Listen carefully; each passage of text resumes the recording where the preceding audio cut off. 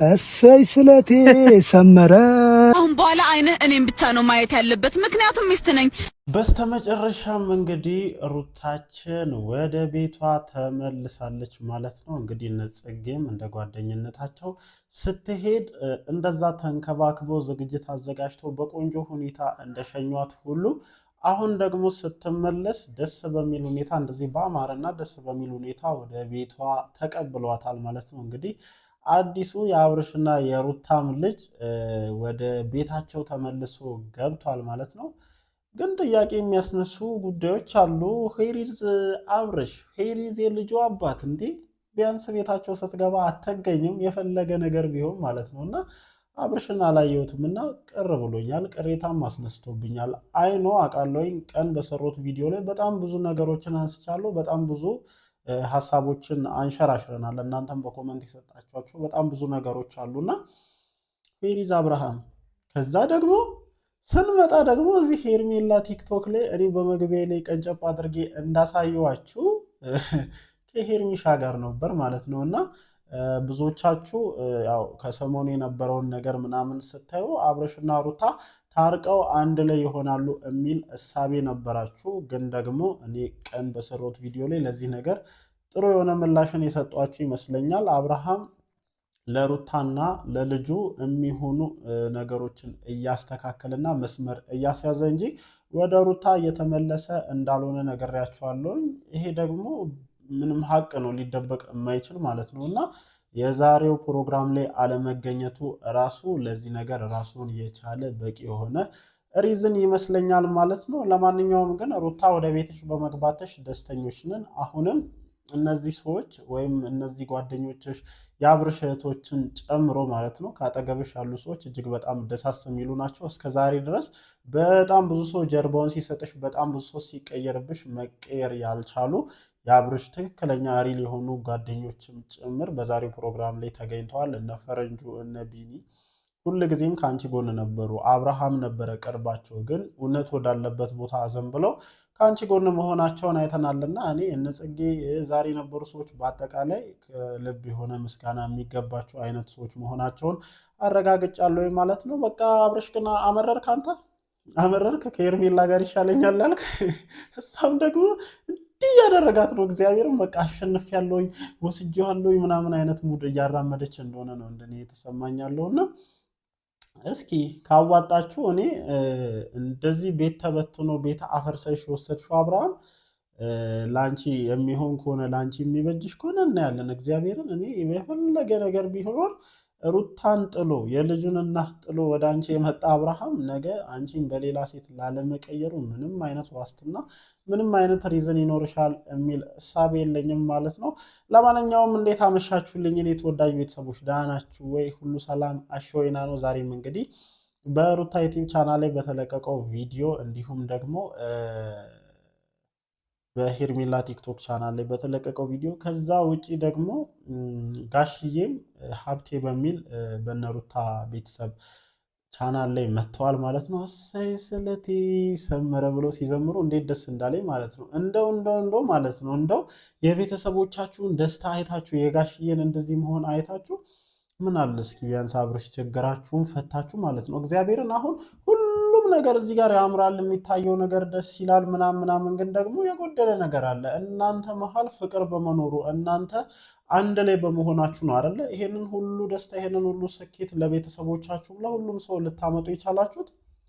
ግን ሁሉም ነገር በተስተካከለበት ሰዓት በቃ ደስታቸው ቤተሰቦቻችሁ ጭምር እነጋሽዬ ጭምር ደስታቸው ሙሉ በሚሆንበት ሰዓት ላይ አይታችሁታል። ይሄ ሰይጣን በማከላችሁ ገብቶ የሚሰራውን ስራ እና ጋሽዬም እነ ሩታ ቤተሰብ ቻናል ላይ መጥተው ምናምን ስላለው ነገር ምናምን በደንብ ተናግረዋል ማለት ነው። ግን ያው ብቻ ይሁን ይሆናል አይደለ? አሁን ምንም ማለት አይቻልም እኮ እኔ አሁን የሆነ መባል ያለባቸው ነገሮች አሉ፣ ግን እናልፋቸዋለን፣ እንዘላቸዋለን።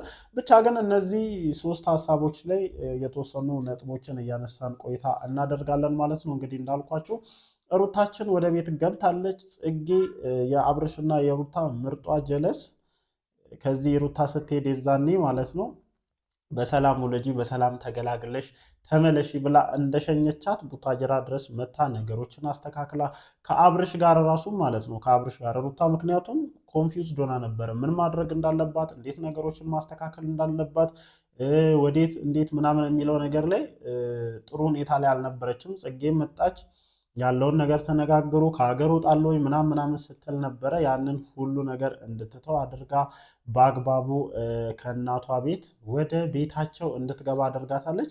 እንደዛም ሲገቡ እንግዲህ ዝም አላለችም። ይሄንን በሚመስል በሚያምር ሁኔታ ሩታና አዲሱ ልጃቸውን ተቀብሏቸዋል ማለት ነው። እኔ እግዚአብሔርን አብርሃም ማድረግ ያለብን ነገር እያደረግክ ነው አይደለ?